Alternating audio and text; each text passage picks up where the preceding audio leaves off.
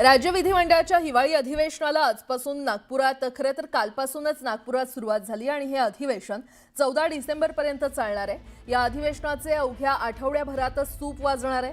त्यामुळे या विरोधकांनी अधिवेशनाचा कालावधी वाढवण्याची मागणी केली आहे। त्यावर मुख्यमंत्र्यांनी कोरोना काळात केवळ 3 ते 4 दिवसांचं अधिवेशन व्हायचं असं सांगत त्यांची मागणी टोलवून लावली।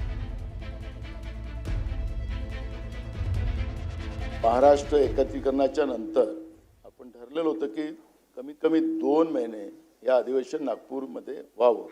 पण ठीक आहे, आमचे मित्र ज्यावेळेस विरोधी पक्ष नेते होते त्यावेळेस ते 2 महिन्याची करायची, 1 महिन्यात अधिवेशन व्हायचं। पण मला असं वाटतं अध्यक्ष महाराज की आपण आज पुरवणी मागण्या हे पण सादर करून म्हणजे आज मांडलेलं जायचं अध्यक्ष महाराज, आणि सगळे बिलं पण आहे।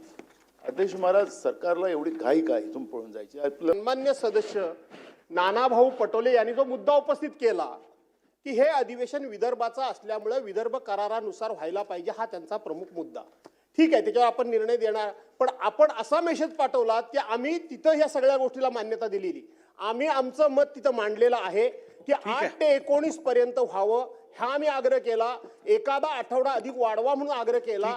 निर्णय झाला इथपर्यंत ठीक आहे, परंतु तुम्ही आमच्याबद्दल संशयाचं वातावरण निर्माण करू नये असं मला म्हणायचं। एक रेकॉर्ड मला क्लिअर केला पाहिजे। नानाभाऊंचा अधिवेशनाकरता किती आग्रह असला तरी नानाभाऊ त्या काळामध्ये 3 आणि 5 दिवसाचेच अधिवेशन मुंबईचे झाले नाही। मुंबईचे बाकी राज्यात चालू होते, बाकी राज्यात कोरोना नव्हता का? बाकी राज्यात 15-15, 20-20 दिवस चालायचे। महाराष्ट्रामध्ये 3 आणि 4 दिवस अधिवेशन चाललं।